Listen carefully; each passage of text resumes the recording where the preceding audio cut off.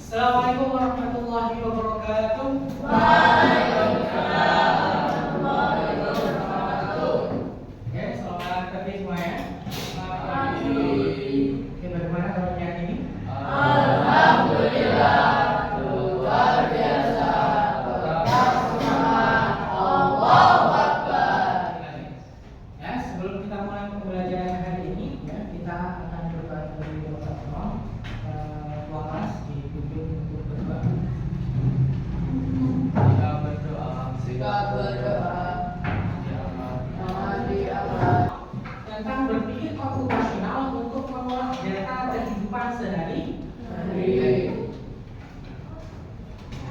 Tujuan dari pembelajaran hari ini adalah yang pertama, mengumpulkan, mengelompokkan dan menyajikan data dari berbagai sumber. Yang kedua, mengenali informasi penting dari data melalui berpikir komputasional, berpikir komputer ya. Akan berbeda berpikir komputasional dan juga berpikir komputer itu apa? Alat. Sebuah alat. Oke. Apa yang kalian tahu tentang berpikir komputasional? Menurut kalian, apa itu? Berpikir komputasional itu apa? Ada yang tahu? Berpendapat? Mungkin? Menurutmu apa berpikir komputasional? Amin, menurutmu? Pendapatmu sendiri? Berpikir komputasional itu bagaimana? Berpikir yang seperti apa?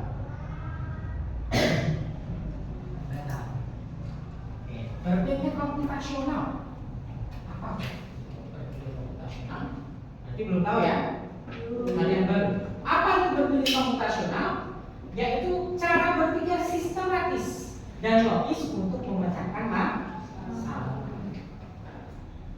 Contoh, ada sebuah masalah, kamu harus menyelesaikannya. Ini berarti kamu akan mencari sebuah solusi. Ini dinamakan berpikir komputasional. Yang kedua, membantu menyederhanakan masalah, menyusun solusi yang efektif. Ketika kamu mau makan, mau goreng telur, ya, ketika kamu goreng telur, itu apakah telur itu tiba-tiba langsung jadi? Ada langkah-langkahnya yang harus kalian lakukan. Menggoreng telur itu sebuah masalah yang harus kalian lakukan. Bagaimana step-stepnya? Bagaimana langkah-langkahnya? Penyusunannya bagaimana? Yang pertama, apa yang harus kalian lakukan? Memecahkan telur. Sebelum memecahkan telur, kalian harus menyediakan dulu bahan, baru memecahkan telurnya. Setelah telur dipecahkan, diapakan? Diaduk misalnya, karena ini membuat omelet misalnya. Terus ditambahkan apa lagi? Garam, Royco, sebut merek ya, penyedap rasa. Setelah itu apa? Langsung dia taruh di atas kompor telurnya? Apa? Nah, kasih minyak kompornya. Kompornya dikasih minyak. Wajan, disiapkan wajan di atas kompor, lalu dituangkan minyak. Dan seterusnya sampai proses menggorengnya. Berarti kan kalian menyelesaikan masalah, tadi menggoreng telur, ya kan? Menyusun solusi yang efektif. Tiba-tiba campur semuanya, ya. Nah, sangat berguna dalam mengolah data kehidupan sehari-hari. Jadi berpikir komputasi itu akan membuat kita, memudahkan kita dalam melakukan segala sesuatu. Aslinya kita itu pernah melakukan yang tidak tadi seperti menggoreng telur tadi. Kalian lakukan nggak? Ya. Tapi apakah kalian catatkan? Tidak. Nah, hal-hal yang sudah kalian lakukan ini sebenarnya adalah salah satu dari berpikir komputasional. Lalu di dalam berpikir komputasional itu ada beberapa pilar penting, ya istilahnya. Ada dekomposisi. Ada 4 pilar. Ada dekomposisi. Yang kedua, pengenalan pola. Yang ketiga, abstraksi. Yang keempat ada algoritma. Ini istilah-istilahnya. Tadi kalian sudah melakukan, cuma mungkin yes,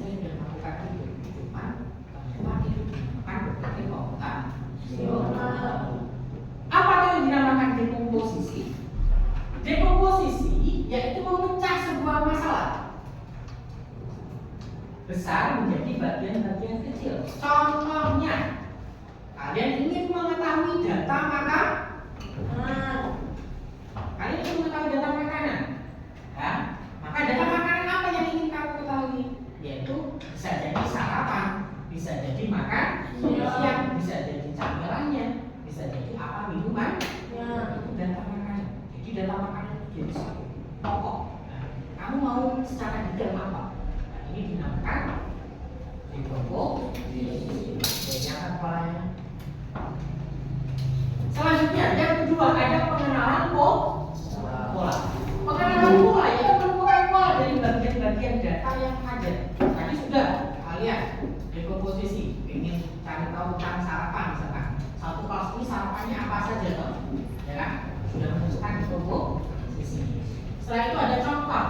Contohnya banyak teman sarapan dengan nasi goreng. Setelah kalian mengumpulkan data dari satu kelas, ternyata terkumpul. Datanya apa tadi? Ternyata banyak teman sarapan dengan nasi goreng. Ini dinamakan pola. Nasi goreng ini berapa anak, berapa siswa, berapa teman, yang bubur ayam berapa anak, itu dinamakan pola. Setelah itu ada abstraksi. Apa itu abstraksi? Menyaring informasi penting, mengabaikan yang tidak relevan. Tadi kamu ingin menanyakan tentang apa ya? Yang ditanyakan tadi apa di komposisi tadi sama di apa? Pengenalan tentang makanan untuk sarapan. Kalau bertanya tentang makanan untuk sarapan, fokus saja tentang makanan. Gak usah tanya tadi dirimu makannya makanmu tadi piringnya warna apa? Penting gak itu? Gak penting. Sendoknya tadi terbuat dari emas apa dari perak apa dari besi apa dari plastik? Penting gak? Karena informasi yang ingin kita dapat tadi tentang apa? Makanan. Ya. Penting gak? Tadi nasi gorengmu tadi pedas apa? Enggak, pakai kecap atau tidak? Telurnya dipisah apa langsung dicampur? Penting apa tidak di situ? Tidak. Yang penting jenis makanan. Karena kita mau di sini. Maka abstraksi berguna untuk menyaring informasi yang penting yang dibutuhkan dan abaikan tentang hal-hal yang tidak penting. Nasi goreng warnanya apa? Hitam, putih atau merah? Itu tidak penting. Sudah, yang penting makan nasi. Jelas sampai sini? Makannya soto, ya soto, bukan itu soto Lamongan, itu soto bening, itu soto apa? Soto apa lagi? Soto Betawi. Pokoknya yang penting bubur ayamnya pakai kuah atau tidak? Jelas? Betul? Fokus pada jenis makanan, abaikan warna piringnya, ya. Itu abstrak. Lalu setelah data-data tadi sudah dilakukan, pendataan sudah dilakukan, polanya sudah jelas, kalian sudah melakukan abstraksi, memilah yang penting saja, menanyakan yang penting saja. Lalu ada algoritma. Apa itu algoritma? Menyusunkan sistematis dalam mengolah data. Jadi data yang sudah kalian kumpulkan tadi, kalian tanya satu persatu teman-teman kalian, itu kalian kumpulkan. Setelah itu kalian susun. Ternyata dari makan nasi goreng itu berapa anak? Nasi pecel berapa? Yang makan punten berapa? Nah, itu bisa didata, disajikan, disusun. Ya. Nah, algoritma ini adalah sebuah contoh langkah untuk mengumpulkan data, ya, dikelompokkan, ya, berapa anak yang makan nasi goreng, berapa anak yang makan pecel misalnya. Setelah itu disajikan dalam sebuah tabel ataupun diagram. Setelah itu baru disimpulkan hasilnya apa toh dari apa tadi pengumpulan data yang tadi. Nah, maka contoh penerapannya seperti ini. Yang pertama, menentukan sebuah masalah di sini yang dicontohkan adalah mengetahui makanan untuk sarapan. Ya. Setelah itu langkahnya dekomposisi. Tanya setiap teman satu kelasnya makannya apa setiap sarapan. Ya kalau di pondok sarapan di pon. Mungkin nanti bisa ditanyakan makanan favorit untuk sarapan apa. Ya. Setelah itu ada pola atau kebiasaan makanan sarapan teman satu kelas itu apa, Bang? Yang seringnya nanti per kelompok mempresentasikan hasil dari data yang di. Silakan berdiskusi. Jadi kalau berdiskusi itu jangan jauh-jauhan. Silakan berdekat, posisinya diambil di sampingnya. Satu kelompok. Ya, satu kelompok semuanya. Hari ini tanggal 24 Juni 2020. Silakan posisinya diangkat oleh yang paling belakang. Ya, bisa bergabung oleh temannya.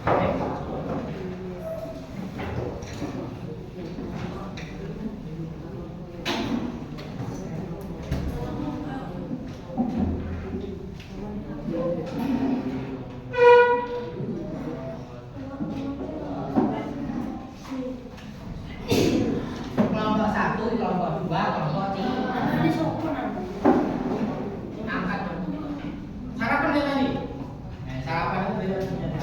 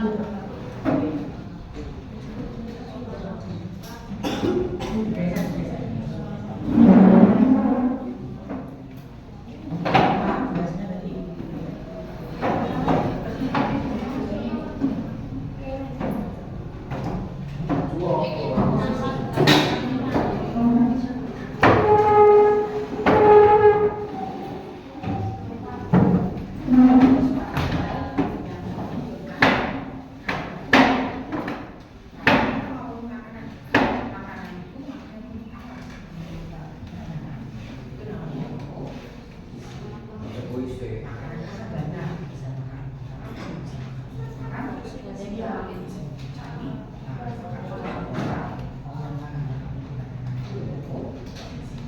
yang kedua, tadi apa ada pengenalan orang tua itu lebih belum yang namanya ini dapatnya langsung abstrak. Contoh apa?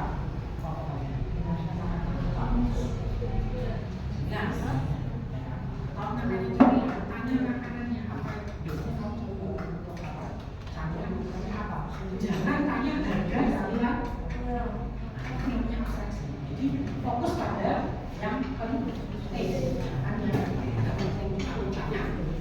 Jelas abstraksi namanya.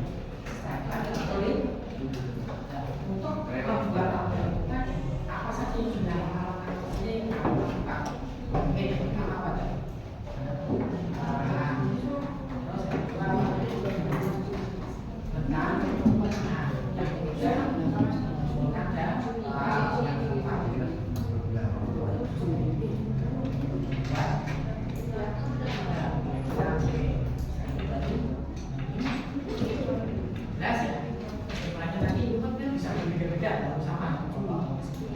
Tapi datanya ini harus sama.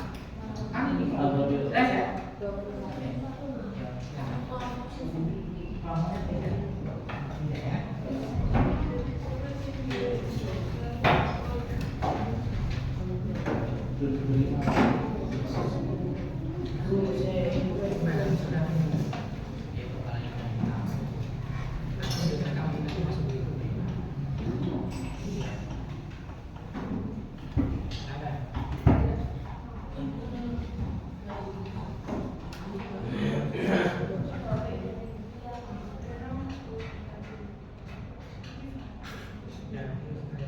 Waktunya tadi berapa?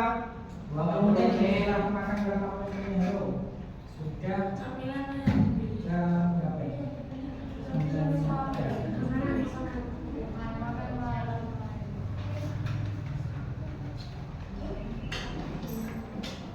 Saling bertanya. Silakan saling bertanya. Tadi sudah sih.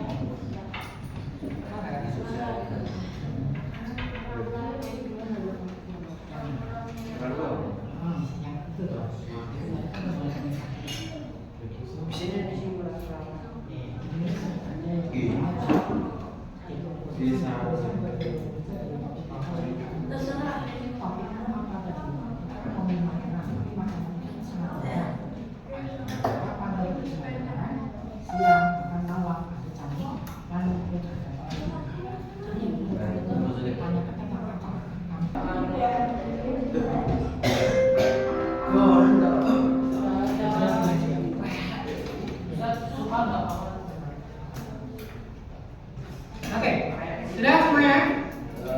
Oke, kelompok 1 semuanya berhenti menulis, ya. Berhenti untuk menulis, perhatikan buka depan semuanya, lihat depan semuanya. Depan. Oke, silakan dari kelompok 1, silakan maju ke depan. Oke, duduk, tidak berisik, duduk di situ aja, nggak usah.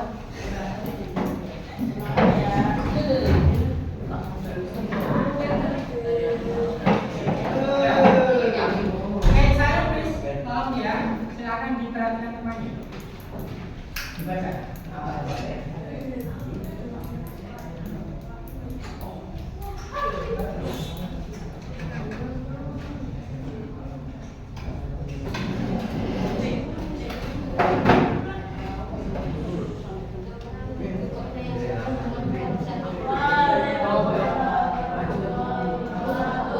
Dia menggunakan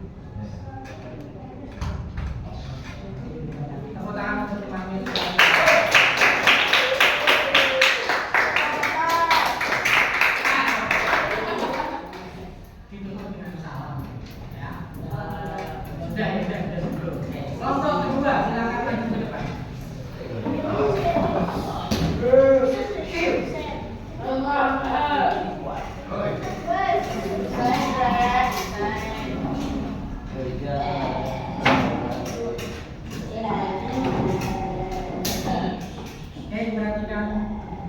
Assalamualaikum warahmatullahi wabarakatuh. Waalaikumsalam warahmatullahi wabarakatuh.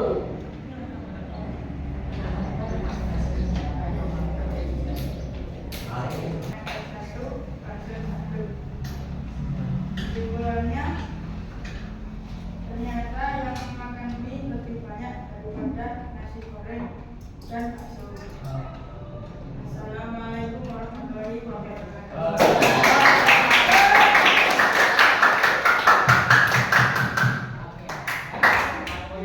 Tadi dari presentasi kalian ternyata sudah sangat bagus ya. Alhamdulillah, tepuk tangan untuk kalian semuanya.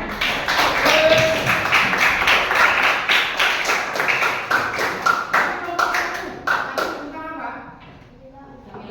Tentang campuran. Ya. Kalian bertanya, saling bertanya. Kesimpulan. Kesimpulannya tadi apa?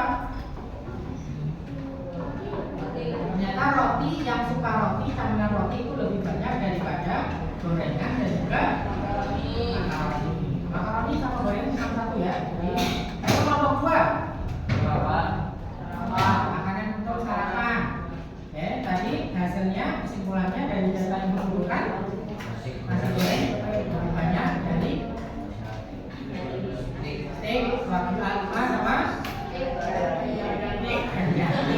Oke. Kelompok tiga tadi tentang apa? Makan malam. Tentang makan malam tadi kesimpulannya adalah oke, yang makan mie lebih banyak daripada oke. Jadi dalam pengumpulan data tadi dan juga penyajiannya kalian sudah belajar tentang apa? Dekomposisi menentukan jenis makanan apa saja ya. Ada camilan ini. Terus apa yang paling menarik atau menantang dan bagaimana saya bisa menggunakan ini di kehidupan nyata? Saya beri waktu sekitar 10 menit untuk menulisnya. Silakan. Sendiri-sendiri kalau itu. Karena itu tergantung dari kamu sendiri. Silakan diisi.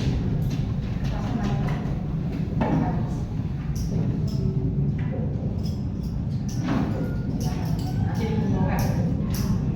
Baca satu.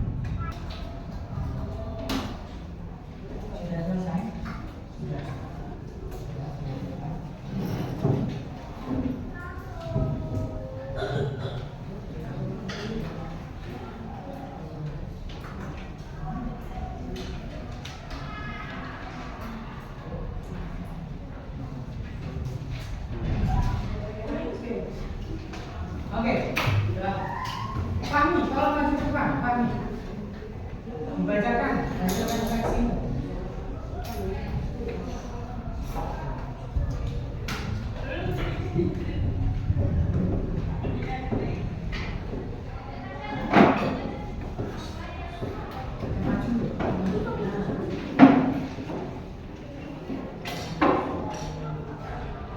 Fahmi, coba dibacakan hasil refleksimu. Oke, yang lainnya didengarkan dulu.